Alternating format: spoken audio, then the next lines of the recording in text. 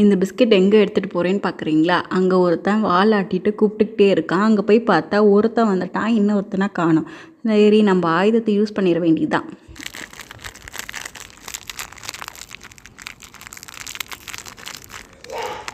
தோ வந்துட்டான்ல.